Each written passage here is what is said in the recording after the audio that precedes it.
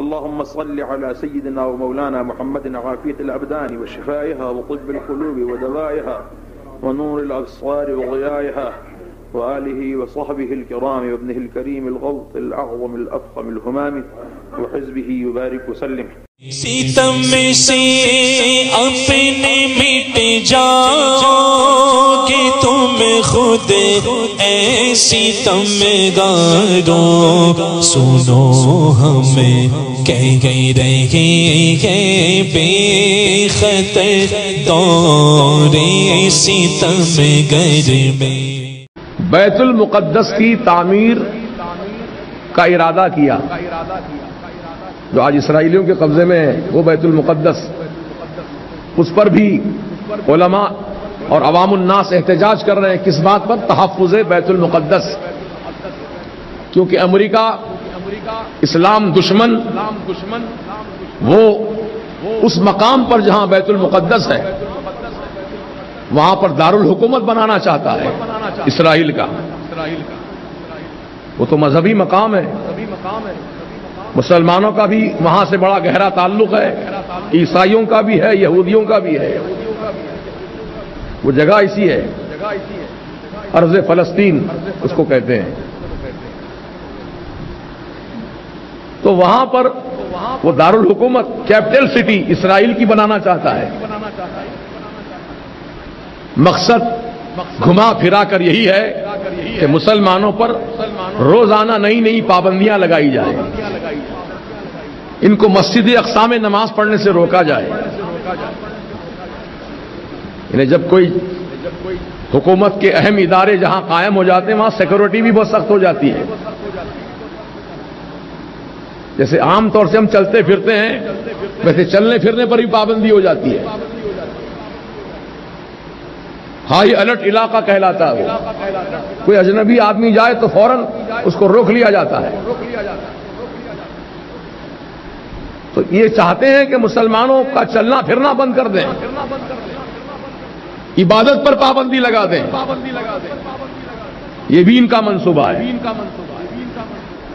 تو تحفظ بیت المقدس اس اللہ کے نبی کی یادگار جہاں سے میرے آقا سفر معراج کے لیے روانہ ہوئے تھے، وہ یادگار ہے. اور مسلمانوں کا قبلہ اولا، پہلا قبلہ ہمارا وہی تھا، بعد میں کعبۃ اللہ شریف قبلہ بنا، حضور کی مرضی سے بنا. تو مسلمانوں کا پہلے قبلہ تھا بیت المقدس، بعد کو کعبۃ اللہ شریف ہمارے حضور کی تمنا پر ہوا. تو بہرحال بیت المقدس ہو کہ کعبۃ اللہ ہو، یہ ہمارے مقدس مقامات ہیں، مذہبی مقامات ہیں جن سے ہمارا روحانی تعلق ہے، ایمانی تعلق ہے. اگر کوئی بدبخت اللہ کے ان مقدس بارگاہوں میں، رسول کی بارگاہ میں کوئی گستاخانہ جملہ بولے یا گستاخانہ حرکت کرے تو مسلمان خاموش تماشائی نہ رہے بلکہ اس کو اچھی طرح سبق سکھائیں. لیکن یہ سب ایمانی جذبے کا کام ہوتا ہے. اب جس کا جذبہ ہی سرد پڑ گیا ہو، کوئی کچھ بھی کہہ لے، کوئی کچھ بھی کر لے، ہم کو اپنی دنیا سے مطلب ہے. یہ حال میں ہم جی رہے ہیں اس وقت. ہم کو اپنی دنیا سے مطلب ہے. ہم کو کیا کرنا ہے بھائی جھگڑے؟ وہ مولویوں کے جھگڑے نپٹ لیں گے، وہ ہم کو کیا کرنا ہے؟ نہیں، مولویوں کے نہیں ہے، ہر مسلمان کا ہے، ہر مسلمان کا ہے. دین اسلام کی حفاظت کرنا ہر مسلمان کی ذمہ داری ہے. بولو کربلا کے میدان میں 18 سال کے علی اکبر یہ کہہ کر یہ تو میرے ابا جان کا معاملہ ہے، میں کیوں جاؤں جھگڑے میں، یہ کہہ کر خاموش نہیں بیٹھے. علی اکبر جیسے جوان کھڑیل 18 سال کے شہزادے امام حسین کے راہ خدا میں شہید ہو گئے. 6 مہینے کا بچہ علی اصغر وہ بھی اللہ کی راہ میں شہید ہو گئے. امام حسین نے یہ نہیں کہا کہ یہ بچے کا کیا کام ہے، اس میں گھر میں رکھو اس کو، نہیں، لے کر گئے میدان کربلا میں امام حسین. نانا جان نے پہلے ہی بتا دیا تھا حسین ایک منزل ایسی آئے گی تمہاری گود میں 6 مہینے کا بچہ ہوگا تمہارا، تم کو اللہ کی راہ میں پیش کرنا ہے. کیسی قربانیاں ہیں جی، تبھی تو اسلام ترقی پایا، تبھی تو اسلام ہرا بھرا ہوا، لہلاتا ہوا چمن کہلایا۔ اس میں امام حسین کا جہاں خون لگا ہے، علی اکبر کی جوانی بھی لگی ہے، علی اصغر کا خون بھی لگا ہے، امام قاسم کی جوانی لگی ہے، تب کہیں جا کر اسلام کا چمن آباد ہوا ہے۔ ہم لوگ سمجھتے ہیں کہ ایسے ہی دین ہم کو مل گیا، آسانی سے نہیں، بڑی قربانیوں کے بعد ہم تک دین پہنچا ہے۔ پھر اس دین اسلام کو دشمنان اسلام تباہ کرنا چاہتے ہیں، برباد کرنا چاہتے ہیں، قوانین اسلام کو توڑنا چاہتے ہیں، تو ایسی صورتحال میں ہر مسلمان کی ذمہ داری بنتی ہے کہ اپنے دین کی حفاظت کے لیے امام حسین اور ان کے خانوادے کی طرح تیار رہے۔ 5ویں صدی ہجری کے اندر پوری دنیا کی عیسائی طاقتیں، ایک ملک نہیں، 2 ملک نہیں، 5 ملک نہیں، ساری دنیا کے جتنے بھی عیسائی ممالک تھے، ساری صلیبی طاقتیں اسلامی ممالک کے اوپر حملہ آور ہو گئی۔ مسلمان ممالک کی اینٹ سے اینٹ بجا دی گئی، مسلمانوں کے خون کو بے تحاشا بایا گیا، اور نہ جانے کیا کیا ظلم و ستم کے پہاڑ توڑے گئے۔ اس صدی کے اندر اللہ تبارک و تعالیٰ نے ایک مرد حق کو اہل ایمان کی حمایت کے لیے پیدا کیا، جسے نور الدین زنگی رحمت اللہ تعالیٰ علیہ کے نام سے یاد کیا جاتا ہے۔ حضرات مکرم سلطان نور الدین زنگی نے اس وقت صلیبی طوفان کو روکنے کے لیے جو کوششیں کی، وہ تو آپ لوگ تاریخ اور ہسٹری کے اندر پڑھیں۔ میں ایک بات بتاتا ہوں، سلطان نور الدین زنگی نے اس طوفان کو روکنے کے لیے سب کچھ کیا، لیکن ایک بڑا کام اور بھی کیا۔ علماء کی بارگاہ میں، مشائخ کی بارگاہ میں، پرہیزگاروں کی بارگاہ میں، نیکوکاروں کی بارگاہ میں خط لکھ کر کے آپ کہتے تھے دعا کرو اللہ تعالیٰ مسلمانوں کی خیر فرمائے، آپ حضرات دعا کیجئے اللہ تعالیٰ اہل ایمان کو فتح عطا فرمائے۔ سلطان نور الدین زنگی نے بتایا اہل ایمان کا طریقہ کیا ہوتا ہے، وہ کوشش کرتا ہے، حکمت عملی اور وہ تدبیر کرتا ہے، سب کچھ کرتا ہے، لیکن اسے ضرورت ہے دعاؤں کی، اسے ضرورت ہے رب کی بارگاہ میں مانگنے کی، اسے ضرورت ہے اللہ کی رحمت کے دروازے کو کھٹکھٹانے کی۔ تو علماء، مشائخ، اولیاء اکرام کی بارگاہ میں لکھ کر کے کہا کوشش ہم کر رہے ہیں، آپ ہمارے لیے دعا کریں اللہ تعالیٰ ہم کو فتح عطا فرمائے۔ اور اس کے بعد میں جب صلیبی طوفان آگے بڑھا اور معاذ اللہ جب انہوں نے بیت المقدس فلسطین پہ قبضہ کیا، بیت المقدس مسجد اقصیٰ پہ قبضہ کیا، وہ تاریخ کا ایک بڑا دردناک منظر ہے۔ اب آج کل کی جو ہماری نسل ہے اس کو پتہ بھی نہیں ہے کچھ، وہ تو خالی آج کے 2-4 باب لنچنگ کے واقعات کو خالی پکڑ کر کے بیٹھے، انہیں پتہ نہیں ہے اہل ایمان کے ساتھ کیا ہوا ہے۔ جب بیت المقدس ان جو ہے وہ صلیبی کتوں نے جب فتح کیا تھا، اس وقت میں صرف ایک بات عرض کروں کہ جب وہ فوجیں داخل ہوئی تھی بیت المقدس کے اندر تو مسلمانوں کا خون اتنا بہایا گیا تھا کہ ان کے گھوڑوں کے گھٹنوں تک پورے شہر کے اندر خون بھرا ہوا تھا، اور جب کوئی چلتا تھا تو گھٹنوں تک خون کی ندیاں بہ رہی تھی، اور اس وقت کے جو حالات تھے اس کو جو ہے وہ بیان بھی نہیں کیا جا سکتا، اتنے سنگین حالات تھے۔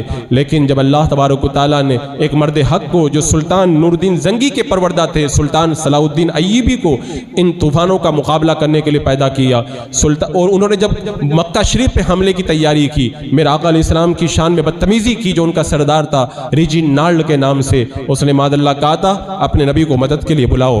اس طرح کے جب اس نے غلط جملے استعمال کیے تھے تو سلطان صلاح الدین ایوبی نے کہا تھا جب تک میں ان کتوں کو کیفر کردار تک نہیں پہنچاؤں گا اس وقت تک میں چین سے نہیں بیٹھوں گا۔ اور پھر اس مرد حق نے کوششیں کی، چونکہ میرا مقصد کوششوں کو بیان کرنا نہیں ہے، آج میں جو خاص مقصد کے تحت ان چیزوں کو بیان کر رہا ہوں، اس وقت سلطان صلاح الدین ایوبی دن بھر کوشش کرتے تھے، رات بھر مصلی بچھا کے رب کی بارگاہ میں دعا کرتے تھے، روتی ہوئی آنکھوں کے ساتھ میں رب کی رحمتوں کو آواز دیتے تھے پروردگار عالم تو ہی مددگار ہے۔ اور پھر اللہ تبارک و تعالیٰ نے ان صلیبی فوجوں پر سلطان صلاح الدین ایوبی کو فتح عطا فرمائی، ریجینالڈ اور سارے صلیبی سردار گرفتار کر کے ان کے پاس لائے گئے نا، تو جو گستاخی کیا تھا میرے آقا کی سارگاہ میں ریجینالڈ، اس نے سب کو تو معاف کر دیا، بولے کتے تجھے نہیں معاف کروں گا، اپنے ہاتھ سے تلوار اٹھا کر کے اس کو قتل کیا اور کہا سن تو نے کہا تھا کہ اپنے نبی کو بلاؤ، اس نبی نبی نے اپنے ایک غلام کو تجھے قتل کرنے کے لیے بھیج دیا ہے۔ یہ اہل ایمان کی تاریخ رہی ہے۔ اس کے بعد میں ایک سب سے بڑا مقصد تھا بیت المقدس کو عیسائیوں کے قبضے سے نکالنا۔ سلطان صلاح الدین ایوبی کہا کرتے تھے کہ جس مسجد میں معراج کی رات میرے آقا نے انبیاء کرام کی امامت کی ہے، جب تک میں اس مسجد کو اہل ایمان کے ہاتھوں میں نہیں لے لوں گا اس وقت تک چین سے نہیں بیٹھوں گا۔ وہ پوری ایک تاریخ ہے سلطان صلاح الدین ایوبی کی، وہ تاریخ آج اہل ایمان کو پتہ نہیں ہے۔ سلطان صلاح الدین ایوبی دن بھر بھوکے رہتے تھے صرف اسی پلاننگ کے اندر کہ ہمیں بیت المقدس کو واپس لینا ہے، اور تاریخ میں تو یہاں تک ملتا جمعہ سے لے کے جمعہ تک پورا ہفتہ گزر جاتا تھا، صرف چند لقمے کھاتے تھے۔ ایک جو ہے وہ جنون تیار تھا، اور پھر اللہ تبارک و تعالیٰ نے مرد حق کو فتح عطا فرمائی، اور 90 سال کے بعد بیت المقدس پھر مسلمانوں کے قبضے میں آیا، فلسطین فتح ہوا، بیت المقدس۔ اب آپ اندازہ لگائیں جب اتنی بڑی فتح رب نے عطا فرمائی، پوری دنیا کی جو صلیبی طاقتیں تھی سب ابل پڑی کہ بیت المقدس ہمارے ہاتھوں سے نکل گیا۔ اس کے بعد میں ساری دنیا کی طاقتیں، صلیبی طاقتیں مل کر کے سلطان صلاح الدین ایوبی پر حملہ آور ہوئی۔ 5 سال تک جنگ چلتی رہی، لیکن اس مرد حق کے آگے وہ لوگ نہیں آ پائے۔ ایک ایسا موقع آیا تھا، ان کا ایسا سخت حملہ ہوا کہ یہ خوف ہوا کہ کہیں بیت المقدس ہمارے ہاتھوں سے نہ نکل جائے۔ راوی کا بیان ہے رات کا وقت تھا، مصلی پہ سلطان صلاح الدین ایوبی بیٹھ کر کے دعا کر رہے ہیں اور آنکھوں سے آنسو ٹپک رہے ہیں، مولا تو ہی مدد کرنے والا، تیرے علاوہ کوئی مددگار نہیں ہے۔ اس وقت راوی کہتے ہیں میں نے کہا کہ کل جمعہ کا دن ہے، میرا آقا علیہ السلام کل جہاں سے معراج کے لیے تشریف لے گئے تھے، آپ وہیں پہ جائیں، غسل کر کے وہاں پہ 2 رکعت نماز پڑھیں، پھر دعا کریں، اللہ تعالیٰ فتح عطا فرمائے گا۔ سلطان صلاح الدین ایوبی نے جمعہ کے دن معراج مصطفیٰ صلی اللہ علیہ وسلم کے مقام پہ نماز ادا کر کے رب کی بارگاہ میں دعا کی۔ ادھر دعا بلند ہوئی ہے، ادھر رب کی مدد آئی، اللہ نے اس مرد حق کو فتح عطا فرمائی اور ساری صلیبی طاقتیں چھٹ کر کے رہ گئی۔ تو آپ یہ سیرت پڑھ کے دیکھیں، مشکل حالات میں ہمارے اسلاف نے ساری تدبیریں اور سارے کام کرنے کے ساتھ دعاؤں کے ذریعے رب کی بارگاہ سے جو ہے وہ مدد طلب کی ہے۔ جب مقصد آپ کا جہاد ہو اور غلبہ اسلام ہو اور آپ اپنی خواہشات کو ترک کر کے خدا کے دین کو بلندی دے، تو پتھر ہاتھ میں مارنے والے نے بھی انقلاب لے آیا ہے، اور یہ اس وقت اسرائیل کے لیے کرنا چاہیے۔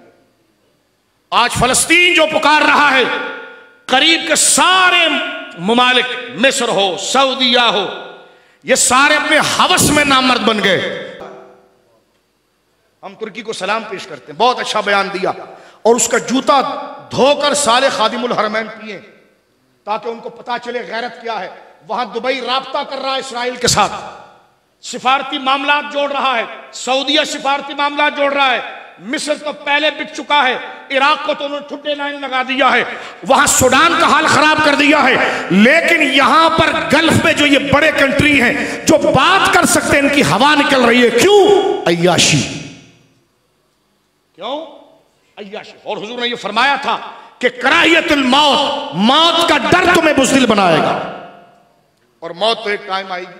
موت کا ڈر، اتنے بڑے بڑے پیٹ کے سعودی فوجی ہے، تو میں نے کہا یہ پیٹ کس لیے؟ کہ جننے کے لیے پالا ہے؟ یہ جو اتنی فوج پالی ہے، کتنے ہرڑوں کو پالا ہے کہ ایسے حاجیوں کے سامنے کھڑے ہو جاتے ہیں، وہ فوج آگئی، سعودی فوج آگئی۔ اب میں نے کہا ان ہرڑوں کو کہو جاؤ ادھر۔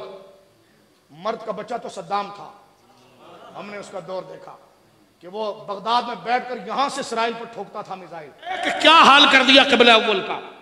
اور آج مسلم امہ یہ کہہ رہی ہے، آج ایک وہ ترجمان ہے کہیں کا، شعیب بڈھا، وہ کہتا ہے مولویوں کو بڑی فکر لگی ہوئی ہے، محمد شعیب نام ہے اس کا، بڈھا ہے، اسرائیلی پیسے کھاتا ہے، ٹی وی پر آ کر علماء کے بارے میں کہہ رہا تھا یہ مولوی کہتے ہیں کہ اسرائیل کو قبول نہیں کرنا چاہیے، قبول کرنے میں کیا حرج ہے؟ تو میں نے کہا آنا جو آج ہو رہا ہے اس پر بھی کچھ بات کر۔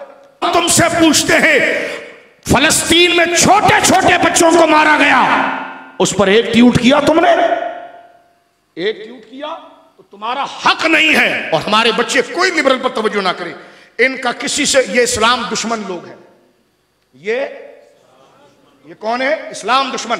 وہ ایک ایکٹر تھا حمزہ عباسی اور فلانا، میں نے کہا شیروں کا نام رکھنا اور ہے، شیر بننا اور ہے۔ تو گدڑ کی اولاد ہے، نام حمزہ رکھا ہے تمہیں؟ قادیانیوں کے لیے بات کرنے کے لیے حمزہ، اور ایک دوسرا وہ شیطان ہے، کیا نام؟ جبران۔ ہاں وہ جبران جیسا یہودی کھڑے ہو کر جناب قادیانیت کی سپورٹ کے لیے، آج جو فلسطین میں ہوا کیوں نہیں بولا اس پر؟ تو اس لبرلوں کو ہم اپنی جوتی کے نیچے رکھتے. اسلامی جذبہ جگا کر رکھو. یہ ایڑی چوٹی کا زور لگا دیں. مسلمانوں نے ثابت کر دیا کہ گولی سینے پر کھائیں گے لیکن ختم نبوت کو نہیں چھوڑیں گے. ہاں یہ آپ کی زندگی ہے. اللہ نے کہا ہے میرے بچوں ادخلوا فی السلم کافہ. آدھے نہیں پورے اسلام میں گھس جاؤ, پورے اسلام میں آؤ. میرا سب کچھ آپ پر قربان یا رسول اللہ. پورا اسلام میں آؤ. جب تمہاری زندگی ہے, جب تمہارا سکون ہے, مرنا حق ہے اور قبر میں رسول اللہ کا دین کام آئے گا, حضور کام آئیں گے. لہٰذا یہ دنیا آزمائش کی جگہ ہے. جتنا تیری عمر ہے وہ شب قدر کو لکھ دی گئی. کب تو مرے گا لکھ دیا گیا. اب تیری لسٹ اسرائیل نہیں بنائے گا, رب نے بنا دیا ہے. اب تو رب کا کام کر. تو پھر امریکہ سے کیوں ڈرتا ہے, پھر اسرائیل سے کیوں ڈرتا ہے؟ جب لسٹیں وہاں بن گئی تو پھر تیرے ساتھ جو ہے وہ لکھ دیا گیا, وہ ہوگا عافیت کے ساتھ. لیکن کہنے کا مقصد ہے کہ تیری کامیابی یہ ہے کہ امتحان کے آخری سرے تک کام کر. اور امام حسین کے وہ سنت کے سینے پر اگر کوئی چیز آ کر لگے بھی تو یہ نہ کر کے میں ہار گیا, کہنا میں جیت گیا. کیونکہ آخری سانس تک رب سے وعدہ تھا کہ میں تیری ہاں کروں گا, اور یہ آخری سانس بھی تجھے ہاں کر رہی ہے, تو میں فیل کب ہوا, میں تو جیت گیا. فزت برب کعبہ, رب کعبہ کی قسم میں کامیاب ہو گیا. اے فلسطین تجھے سلام ہے. اے سید شہداء کے عرس میں ہاتھ اٹھا کے فلسطین کو سلام پیش کرو. ہم اسرائیل پر مکمل طور پر لعنت کرتے ہیں, اس کے امن کی مذمت کرتے ہیں, اور اس عرس میں دعا کرتے ہیں خدا پھر کسی صلاح الدین کو کھڑا کرے جس کے پیچھے یہ قوم چلے اور مسلمان بھائیوں کا فلسطین میں بدلہ لے. دعا کرو خدا اسرائیل کو ٹکڑے ٹکڑے فرمائے. السلام علیکم ورحمۃ اللہ وبرکاتہ. مسجد اقصی سے متعلق 40 حقائق جن سے بہت سارے مسلمان ناواقف ہیں. تمام تعریفیں اللہ تبارک و تعالیٰ کے لیے جو اپنے بندے حضرت محمد صلی اللہ تعالیٰ علیہ وسلم کو راتوں رات مسجد حرام سے مسجد اقصی تک لے گیا, اور جس نے القدس کو مشرق اقصی سے لے کر مغرب تک دنیا کی معروف ترین جگہ بنایا. میں اس کی اس قدر حمد کرتا ہوں جو شمار میں نہیں کی جا سکتی. اللہ سبحانہ تعالیٰ نے مسجد اقصی کو قبلہ اولا بنایا, اور روئے زمین پر دوسری مسجد ہے. ان 3 مساجد میں سے ایک ہے جس کی جانب ثواب کی نیت سے سفر کیا جا سکتا ہے. یہ مسجد وہ مقام ہے جہاں تک نبی کریم صلی اللہ تعالیٰ علیہ وسلم کو اس براق کے ذریعے لایا گیا جس کے قدم حد نگاہ پر پڑتے تھے, اور پھر وہیں سے آپ صلی اللہ تعالیٰ علیہ وسلم کا سفر معراج شروع ہوا. نبی کریم صلی اللہ تعالیٰ علیہ وسلم نے ہم کو اس کی فتح کی بشارت دی ہے, اور اس کے فضائل بھی آپ نے بیان فرمائے ہیں. مسجد اقصی سے متعلق بہت سے ایسے حقائق ہیں جو مسلمانوں کی نظروں سے اوجھل ہیں, کیونکہ ان کو جھٹلانے اور مسخ کرنے کے لیے میڈیا کا سہارا لے کر زبردست پروپیگنڈا کیا گیا.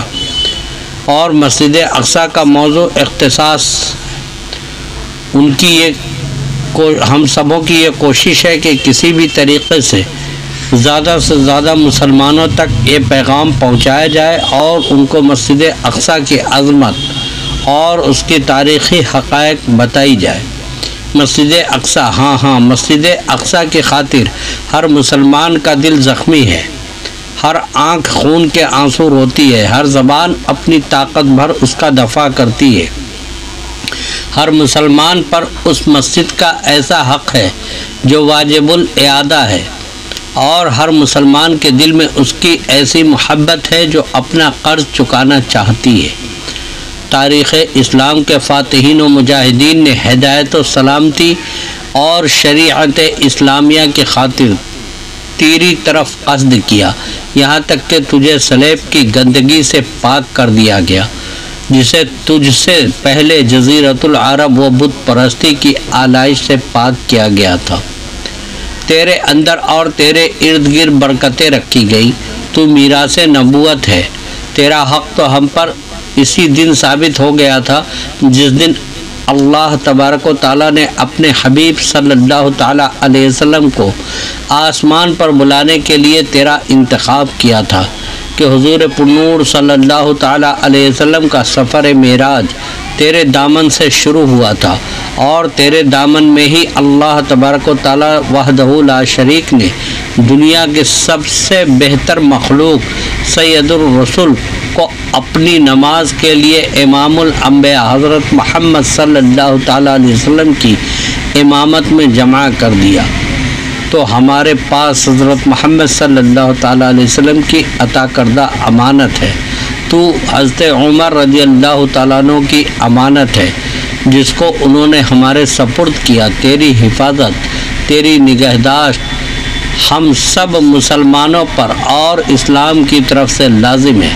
अहले हक अहले बातिल हक का चाहे जिस कदर भी इनकार करे, लेकिन मशीयत इलाही शामिल रही तो इंशाअल्लाह अन करीब गालिब आकर रहेगा। इस्लाम जिंदाबाद, मस्जिद अक्सा पाइंदाबाद।